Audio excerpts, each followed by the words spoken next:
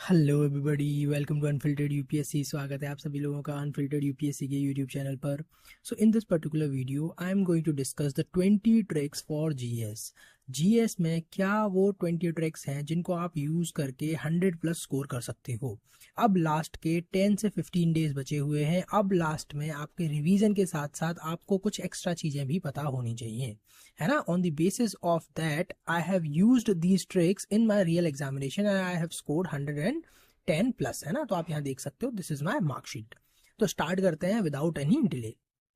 सबसे पहले आपको नंबर वन आपको याद रखना है कि आपको राउंड वाली स्ट्रेटजी को फॉलो करना है। राउंड वाली स्ट्रेटजी का मतलब क्या है कि अगर आपके पास 100 क्वेश्चंस हैं एग्जाम में, जो कि 100 ही होंगे, उसके साथ साथ आपको ये ध्यान रखना है कि आपको 100 क्वेश्चन एक बार में सॉल्व नहीं करने हैं।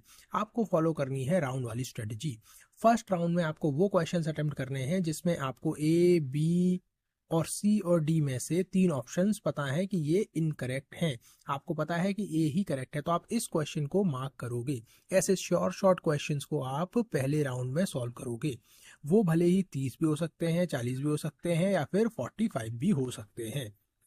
फिर उसके बाद जब आप राउंड 2 पर आएंगे, जब आप सेकेंड राउंड पे आएंगे, तब आप ऐसे क्वेश्चंस को मार्क करेंगे जिसमें आप 50-50 श्योर हैं, है ना। आप 50-50 हैं कि आपको सी और डी तो पता है कि ये दोनों ऑप्शन तो नहीं हो सकते, पर ए और बी में से कोई ना कोई एक ऑप्शन करेक्ट है। अब आप इन क्वेश्चंस में गेसिंग करेंगे। ऐसे करनी है आपको राउंड वाली स्ट्रेटेजी, है ना। पहले इजी क्वेश्चन करो, फिर आपको करने हैं जो भी डिफिकल्ट क्वेश्चंस हैं, जो भी आपको लगते हैं, ये भी डाउट हो रहा है आपको कि ए करना चाहिए, बी करना चाहिए, है ना। सी और डी तो आप हटा ही चुके हो, पर अब आपको ए और बी में से डाउट हो रहा है, तब आपको ऐसे क्वेश्चंस को अटेम्प्ट करना है। जो सेकंड मोस्ट इंपॉर्टेंट स्ट्रेटजी है वो है क्वेश्चन को लास्ट तक पढ़ने वाली। लास्ट लाइन तक अगर आपने क्वेश्चन को नहीं पढ़ा तो आपसे मिस्टेक हो जाएगी। कैसे हो जाएगी मिस्टेक? एग्जामिनर ने करेक्ट आंसर की जगह इनकरेक्ट लिखा होगा, और आपने नहीं पढ़ा, तो आपका क्वेश्चन पूरा का पूरा आपने बहुत अच्छे से सॉल्व कर लिया, क्वेश्चन को पूरा ध्यान लगा के सॉल्व कर लिया, फिर भी वो क्वेश्चन गलत हो जाएगा, है ना। अब जैसे ट्रू की जगह नॉट ट्रू लिखा हुआ है, तो ये सब गलतियां नहीं करनी है, ये सब सिली मिस्टेक्स में काउंट होंगी, ये सब ब्लंडर्स होंगे, ब्लंडर्स। अगर आपने ऐसे ब्लंडर एग्जाम में किए तो फिर तो आप भूल जाओ कि आपका सिलेक्शन होगा। तो इन्हीं चीज़ों से ध्यान रखना है कि लास्ट तक पढ़ना है, और इन क्वेश्चंस में इन चीज़ों का ध्यान रखना ही है। ऐसे क्वेश्चंस मेरे हिसाब से 5 से 10 क्वेश्चंस आएंगे जिसमें एग्जामिनर ट्राई करेगा कि आपकी अटेंटिवनेस को चेक करना, है ना। ट्रू की जगह नॉट ट्रू, इनकरेक्ट की जगह करेक्ट, करेक्ट की जगह इनकरेक्ट, ये सब चीजें आती हैं। उसके बाद जो तीसरा वर्ड है आपके लिए, जो तीसरा वर्ड ऑफ कॉशन है, वो है एक्सट्रीम वर्ड से सावधान। एक्सट्रीम वर्ड से सावधान कैसे रहेंगे, है ना। अब आपको ऐसे नहीं करना है कि ऑल लिखा हुआ है तो आपने ऑल देखते ही काट दिया, ऐसे नहीं करना है। क्वेश्चन की एक सोल होती है ना। अगर क्वेश्चन की सोल आपने देखी और सोल के अकॉर्डिंग ऑल जा रहा है तो आप उसको क्रॉस नहीं करोगे, है ना। वर्ड से ज्यादा उसकी सोल इंपॉर्टेंट है। आपको पता लग जाएगा कि हाँ, ये क्वेश्चन में इसकी सोल के साथ ऑल जा रहा है, कंप्लीटली जा रहा है, ओनली जा रहा है, ऑलवेज जा रहा है, या नहीं जा रहा है। 90% टाइम्स में ऐसा होगा कि ये सब एक्सट्रीम वर्ड्स इनकरेक्ट होंगे, ये सब क्वेश्चंस इनकरेक्ट होंगे। बट 10% यूपीएससी श्योर करता है कि ऐसे क्वेश्चंस भी करेक्ट हों, जिससे आपकी पॉसिबिलिटी एलिमिनेशन की खत्म की जा सके। बट आपको हमेशा ये याद रखना है कि 90% हमेशा बड़ा होता है 10% से, है ना। तो आपको ये वर्ड ऑफ कॉशन याद रखना है कि ऐसे क्वेश्चंस को आपको देखना है, फिर आपको क्वेश्चन का सोल देखना है, वर्ड से ज्यादा आपको सोल पे ध्यान देना है, उसके बाद ही आपको क्वेश्चन को अटेम्प्ट करना है।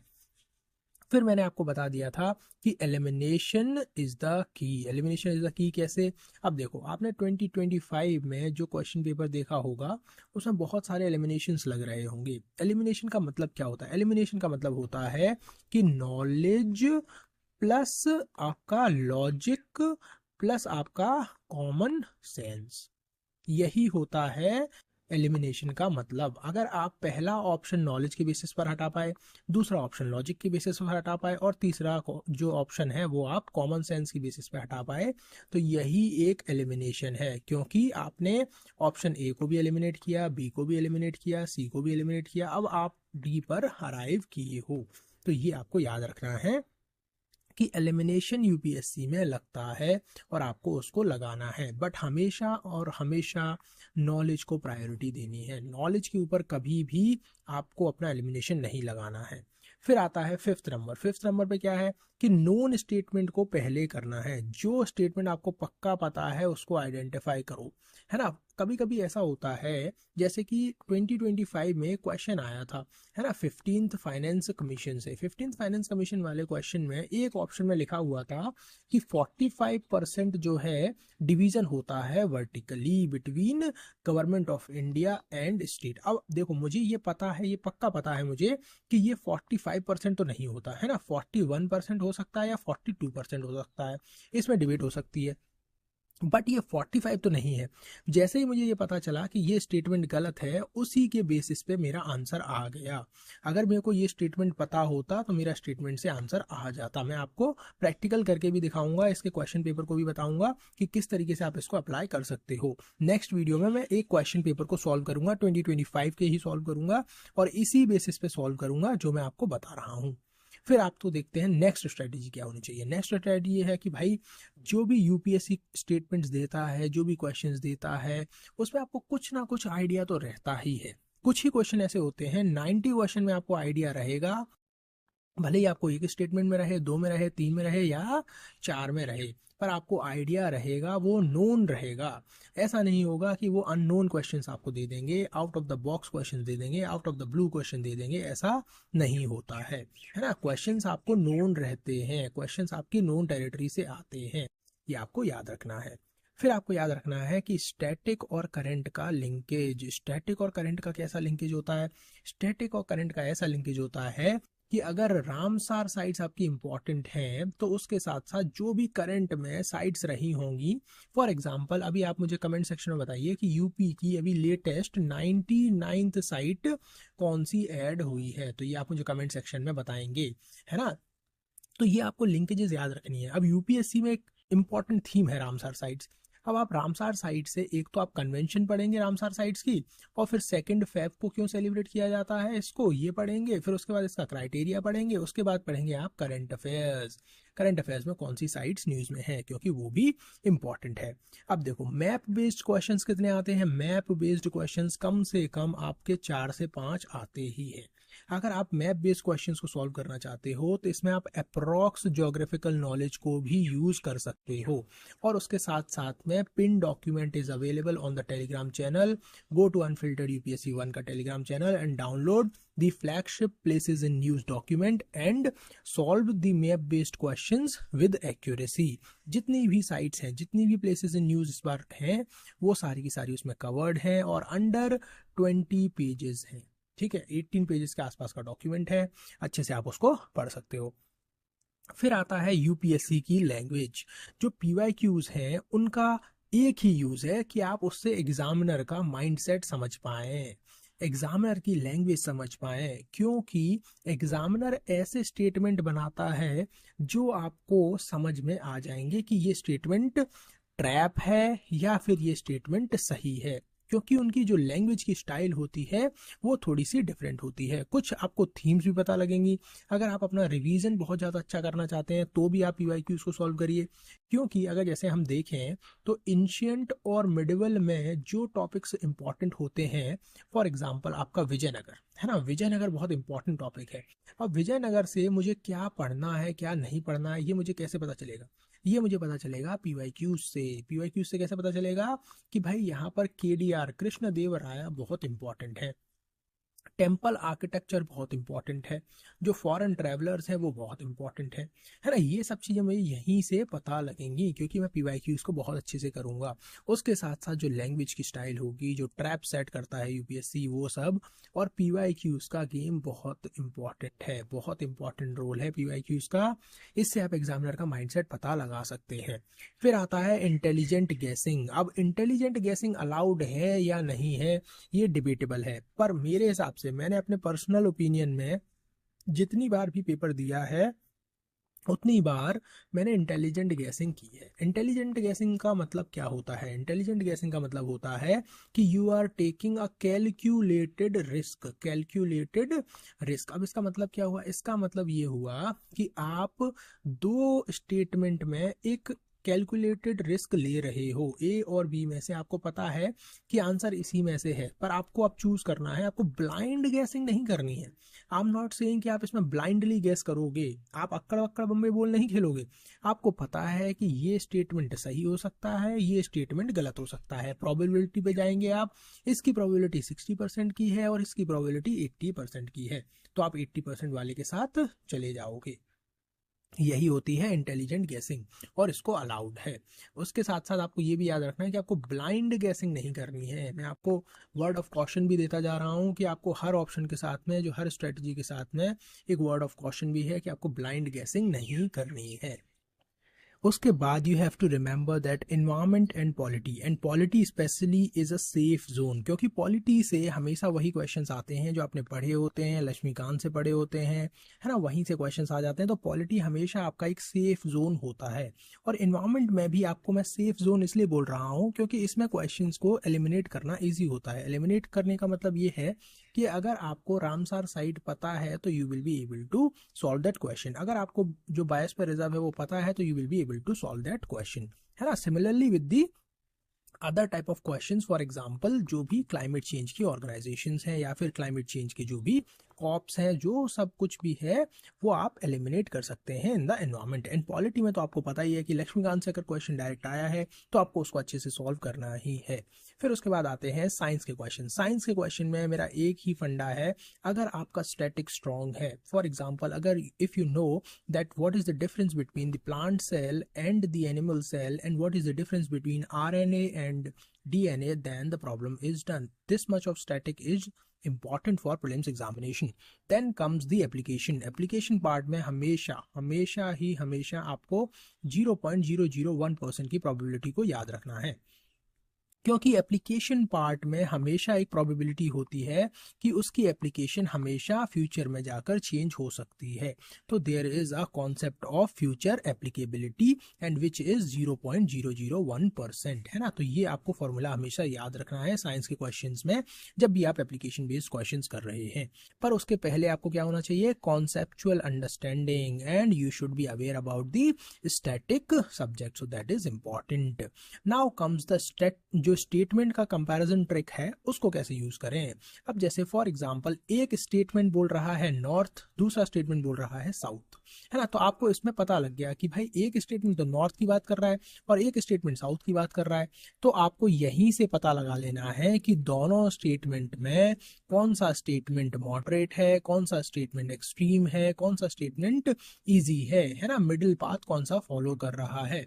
तो that you should be aware in the examination hall itself, क्योंकि ये मैं आपको अभी यहाँ सिखा सकता हूँ पर आपको अप्लाई तो वही एग्जाम में ही करना है। तो आप उसको PYQs में अप्लाई करके देखते रहो, है ना, ये इंपॉर्टेंट है। अब आपके जो ancient medieval art and culture के जो क्वेश्चंस आते हैं उसमें आर्कियोलॉजिकली या फिर क्रोनोलॉजिकली जो आपके questions ancient medieval and art and culture से आते हैं उसमें आपको क्रोनोलॉजी को समझना होगा और फिर लॉजिक लगाना होगा। फॉर इंस्टेंस अगर इंडस वैली पीरियड में आपको पता है कि विमेन की पोजीशन स्ट्रांग थी क्योंकि आपने मदर गॉडेस को देखा है, उसके बाद आपने जो वैदिक कल्चर है वहाँ पर, जो अर्ली वैदिक कल्चर है वहाँ पर भी विमेन की पोजीशन स्ट्रांग थी, बट लेटर वैदिक पीरियड में एंड सब्सिक्वेंट ईयर्स में क्रोनोलॉजिकली आगे चल के जो है विमेन की पोजीशन को डिक्लाइन हुआ है। तो आप कहीं ना कहीं उस लॉजिक को यहाँ पर अप्लाई कर सकते हैं, पर वो लॉजिक भी ब्लाइंडली अप्लाई नहीं होगा, है ना। आपको टाइमलाइन याद ही होनी चाहिए, है ना, एक्ट्स मूवमेंट्स वगैरह इन सब की टाइमलाइन आपको याद होनी चाहिए। और मैंने वीडियोस अपलोड कर दी हैं आपके लिए, हिस्ट्री की प्लेलिस्ट में जाकर देखिए, जो भी इंपॉर्टेंट मुझे लगते हैं टॉपिक्स, हाई यील्डिंग टॉपिक्स, वो आपके लिए अपलोडेड हैं, आप उन्हें जाकर देख सकते हैं। अब आते हैं नेक्स्ट इंपॉर्टेंट, है ना, एडवाइस पे। वो क्या एडवाइस है, don't marry to one emotion, है ना। The next important thing is this one, है ना, ये बहुत इंपॉर्टेंट है क्योंकि हम इस एग्जाम के लिए 1 साल 2 साल 3 साल 4 साल से प्रिपेयर कर रहे होते हैं। तो हम कहीं ना कहीं किसी सब्जेक्ट से, किसी पर्टिकुलर सब्जेक्ट से अटैच हो जाते हैं। अब यहीं से प्रॉब्लम स्टार्ट होती है। If you start attaching with one specific subject of one specific topic then it becomes the problem. कैसे प्रॉब्लम बनती है? फिर आप क्या करते हो कि आप इसी क्वेश्चन के इमोशनली अटैचमेंट हो जाती है। इमोशनल अटैचमेंट क्यों बेकार है? क्योंकि वहां पर फिर आप ट्रैप्स को आइडेंटिफाई नहीं कर पाते हो और आप उस क्वेश्चन के पीछे भागते हो और क्वेश्चन को गलत कर देते हो। अगर आपको आता भी नहीं है तब भी आप इमोशनली और ईगो में आकर उस क्वेश्चन को अटेम्प्ट करते हो और इनकरेक्ट मार्क कर देते हो। तो ये आपको याद रखना है। फिर आता है द मोस्ट इंपॉर्टेंट थिंग। जब आप एग्ज़ाम अपना अटेम्प्ट कर रहे होंगे तो आप history plus geography plus polity plus economy plus आपके जितने भी सब्जेक्ट्स हैं सबको अप्लाई करोगे। आप इंटरडिसिप्लिनरी अप्रोच को अप्लाई करोगे। मतलब क्या है इसका? आप ज्योग्राफी की नॉलेज को इकोनॉमी में यूज़ करोगे, इकोनॉमी की नॉलेज को हिस्ट्री में यूज़ करोगे, हिस्ट्री की नॉलेज को कल्चर में यूज़ करोगे, हिस्ट्री की नॉलेज को ज्योग्राफी में यूज़ करोगे।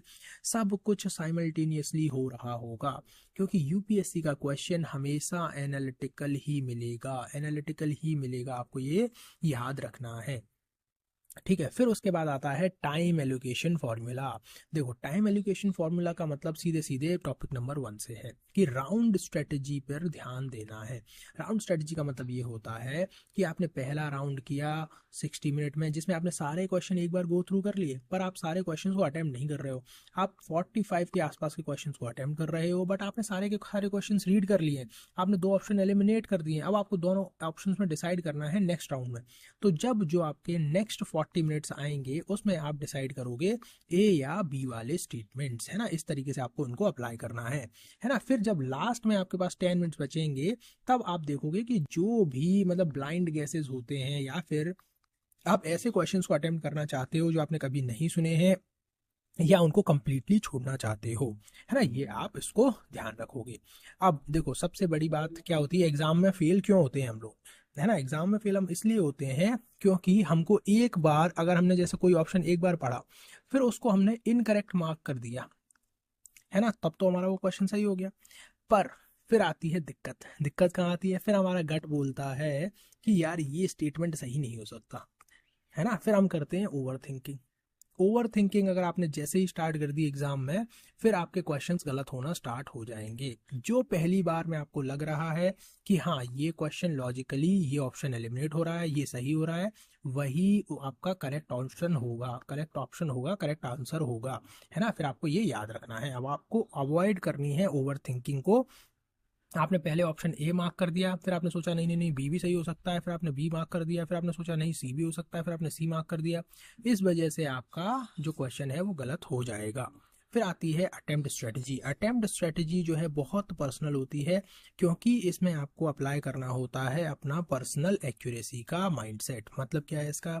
मतलब ये है किसी बच्चे का 90 क्वेश्चन के आसपास जो है एक्यूरेसी बैठती है, किसी की 80% के आसपास बैठती है। अब ये आपको डिसाइड करना है कि आप जो है क्या सेफ जोन फॉलो करते हैं। मेरा पर्सनल जो सेफ जोन था वो 90+ क्वेश्चंस में था, है ना। अब आपको ये डिसाइड करना होगा on the basis of your test and PYQ की परफॉर्मेंस कि आपके क्या मार्क्स आ रहे हैं और किस तरीके से आप जो है कितने क्वेश्चन अटेम्प्ट कर रहे हो तब आपकी एक्यूरेसी आ पा रही है। आपको blindly question number of questions को इंक्रीज नहीं करना है, आपको एक्यूरेसी को ध्यान में रखना है ना। Accuracy is very very important.